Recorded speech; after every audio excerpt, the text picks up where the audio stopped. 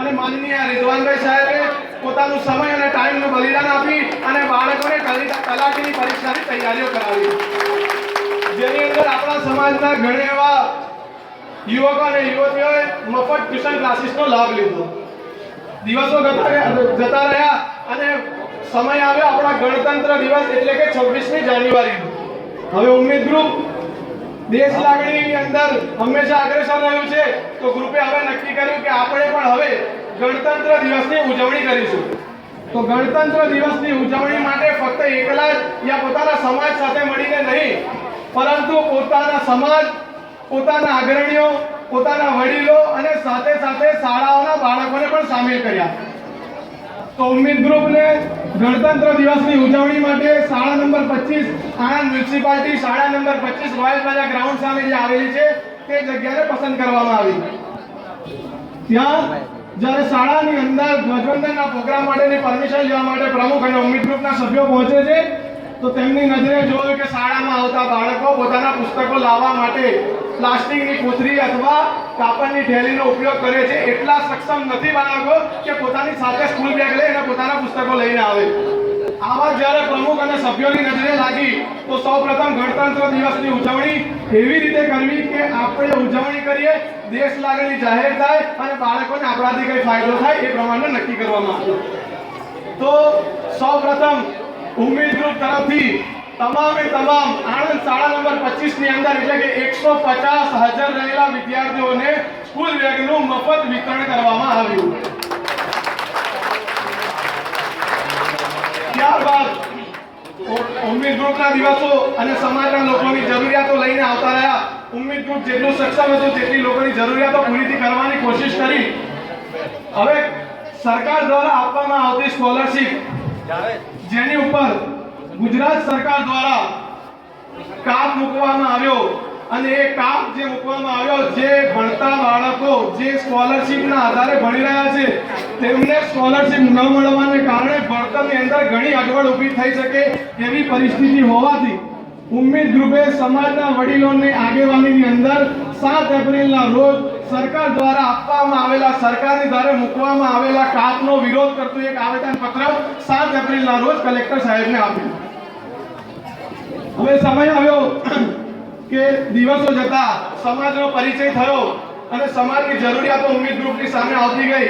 તો સૌથી મોટી જરૂરિયાત સમાજની અંદર અત્યારે લોહીની હતી કે આજે સમાજનો ઘણો એવો વર્ગ છે કે જેને બીમારીના ટાઈમે, અકસ્માતના સંજોગોની અંદર અને એવા ઘણા ઇન્સિડન્ટ્સ છે કે જેની અંદર લોહીની જરૂર પડે છે, અને જ્યારે બ્લડ બેંક જોડે જવામાં આવે છે તો ત્યાં સ્ટોક ઉપલબ્ધ ન હોવાને કારણે ના કહેવામાં આવે છે, જેના કારણે જરૂરિયાતવાળી વ્યક્તિ તકલીફમાં મુકાય છે. તો આ તકલીફ જ્યારે ઉમ્મીદ ગ્રુપની સમક્ષ આવી અને ઉમ્મીદ ગ્રુપ વાળાની સમક્ષ આ મુદ્દો આવ્યો, તો ઉમ્મીદ ગ્રુપે સૌપ્રથમ નક્કી કર્યું કે આપણાથી સમાજના તકલીફમાં મુકાયેલા વર્ગોને કેવી રીતે ફાયદો પહોંચે. તો આની વિચારણા કરી, આની મીટિંગ કરી અને સૌપ્રથમ આણંદ શહેરને આવરી લેતા 7 બ્લડ ચેકઅપ મફત કેમ્પનું ઉમ્મીદ ગ્રુપ તરફથી આયોજન કરવામાં આવ્યું. ઉમ્મીદ ગ્રુપે અડધા આણંદ શહેરને આવરી લેતા 7 બ્લડ ચેકઅપના કેમ્પ કર્યા, જેની અંદર સૌથી પ્રથમ રોયલ પ્લાઝા ગ્રાઉન્ડ, બીજો કેમ્પ હતો ખોજા કોલોની શિશવામોગરી ટાઉનશીપ, ત્રીજો કેમ્પ કર્યો પ્રશાંતનગર ચોકડી, ચોથો જૂની પાણીની ટાંકી, પાંચમો કેમ્પ ઇસ્માઇલનગર, છઠ્ઠો કેમ્પ કોહિનૂર અને સાતમો કેમ્પ રહીમાનગર સોસાયટી 1, 2, 3 ને આવરી લેતા 7 કેમ્પ ઉમ્મીદ ગ્રુપે આયોજન કર્યા. એક જ દિવસની અંદર 7 કેમ્પનું મેનેજમેન્ટ કર્યું, જેની અંદર 1900 થી વધારે લોકોએ પોતાનું બ્લડ ચેકઅપ કરાવ્યું. હવે આની સાથે સમાજનો ફાયદો એ થયો કે બ્લડ ચેકઅપ કરાવનારા લોકો જેમણે પોતાને સમાજને જ્યારે પણ જરૂર પડે ત્યારે લોહી આપવાની તૈયારી બતાવી. આની અંદર 1900 થી વધારે જે ચેકઅપ થયા તેની અંદર 1000 થી વધારે નવયુવકો એવા હતા કે જ્યારે સમાજના વ્યક્તિને જે તે સમયે જે તે જગ્યાએ લોહીની જરૂર પડશે અમે તરત એમની મદદ માટે પહોંચી જઈશું. અને જેનો ફાયદો ઉમ્મીદ ગ્રુપ અને સમાજના લોકો પોતાની નજરે જોઈ ચૂક્યા છે કે જૂન મહિના અને જુલાઈ મહિના 2 મહિનાની અંદર નાની બ્લડ બેંક કરતા પણ સૌથી વધારે એટલે કે 113 બોટલ ઉમ્મીદ ગ્રુપ તરફથી અને ઉમ્મીદ ગ્રુપના નવયુવાનો તરફથી સમાજના જરૂરિયાતવાળા લોકોને લોહી પૂરું પાડવામાં આવ્યું છે. આનાથી મોટી ઉમ્મીદ ગ્રુપ માટે કોઈ વાત નથી.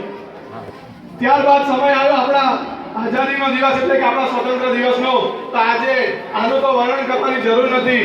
આપ સૌના સમક્ષ ઉમ્મીદ ગ્રુપ આજે જે કાર્યવૃત્તિ કરી રહ્યું છે તે આપ સૌ આપની નજરે નિહાળી રહ્યા છો. પરંતુ આ ઉમ્મીદ ગ્રુપ ફક્ત ધ્વજવંદન કરી અને આ પ્રોગ્રામને સમાપ્ત નથી કરતો, પરંતુ શાળામાં રહેલા દરેક બાળકને એટલે કે શાળાના 450 બાળકોને સ્કૂલ શૂઝનું ઉમ્મીદ ગ્રુપ તરફ મોજા સાથે સ્કૂલ શૂઝનું ઉમ્મીદ ગ્રુપ તરફથી વિતરણ કરવામાં આવ્યું. મારા વડીલો અને મારા ભાઈઓ, આ જેટલો પણ પ્રોગ્રામ આપણા સફળ રહ્યા, ઉમ્મીદ ગ્રુપના કરેલા કામો જે કંઈ સફળ થયા તે આપ સૌના સાથ સહકારથી થયા છે. ઉમ્મીદ ગ્રુપ એટલું સક્ષમ નથી કે પોતાના પગ પર ઊભું રહી અને આટલા કામો સફળ કરી શકે. તો આપ સૌને વિનંતી કરું છું કે હવે જ્યારે જે તે સમયે ઉમ્મીદ ગ્રુપને આપ સૌની જરૂર પડે તો આપ સૌ અચૂક આપનો સમય આપશો. ઉમ્મીદ ગ્રુપનો કોઈ પણ સભ્ય આપની પાસે સલાહ અને માહિતી લેવા માટે આવે તો આપ આપની સલાહ અને માહિતી આપશો. જો આપ આપની સલાહ અને માહિતી આપશો તો જ સમાજના કામો આગળ થશે, સમાજ આપણો આગળ ધપશે. અને જે કરેલા કામો છે એ આપ સૌના સહકારથી થયા છે અને જે કરવા ઘણા કામો બાકી છે તે આપ સૌના સહકારથી થશે. આ તો કરેલા કામોની વાત હતી. હવે જે કામો કરવા છે તેમાં સૌપ્રથમ કામ તો એ છે કે અડધા આણંદ શહેરને આવરી લેતા જે 7 બ્લડ ચેકઅપ કેમ્પ થયા, હવે બાકી અડધું શહેર રહ્યું. સૌપ્રથમ ઉમ્મીદનો ગોલ એ રહેશે કે બાકી શહેરને આવરી લેતા બીજા બ્લડ ચેકઅપ કેમ્પ કરવા. ત્યારબાદ મુસ્લિમ વિદ્યાર્થીઓને સ્કોલરશિપની અંદર જે કાપ મૂકવામાં આવ્યો છે તેને નાબૂદ કરી અને પૂરતી સ્કોલરશિપ બાળકોના ઉજ્જવળ ભવિષ્ય માટે મળી રહે તેની માટે મહેનત કરવી. ત્યારબાદ મા કાર્ડ અને આધાર કાર્ડ જે સરકાર તરફથી આપવામાં આવે છે જેને લેવા માટે ઘણી બધી તકલીફો અને સમયનો ઉપયોગ લે છે, સમય ઘણો બગડે છે. જે વસ્તુ સરળતાથી આપણને આપણા જ વિસ્તારની અંદર મળી રહે, મા કાર્ડ અને આધાર કાર્ડ જેવી જરૂરિયાતવાળી વસ્તુ આપણા શહેરમાં આપણને આસાની, સમય ઓછો બગડે એ રીતે મળી રહે તેની વ્યવસ્થા એટલે કે જનસેવા કેન્દ્ર આપણા વિસ્તારની અંદર લાવી અને આપણા સમાજને એની તક આપવાનું પણ ઉમ્મીદ ગ્રુપ વિચારી રહ્યું છે.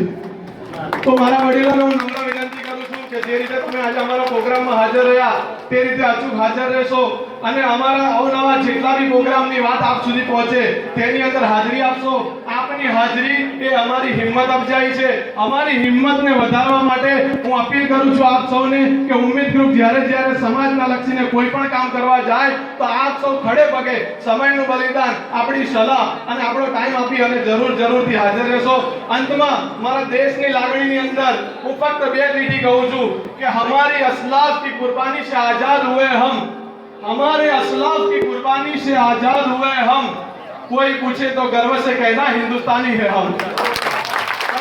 આ વાત કરી અને મારી વાતને પૂરી કરું છું. આપના સાથ સહકારનો અભિલાષી ઉમ્મીદ ગ્રુપ. જય હિન્દ. નાલ્યા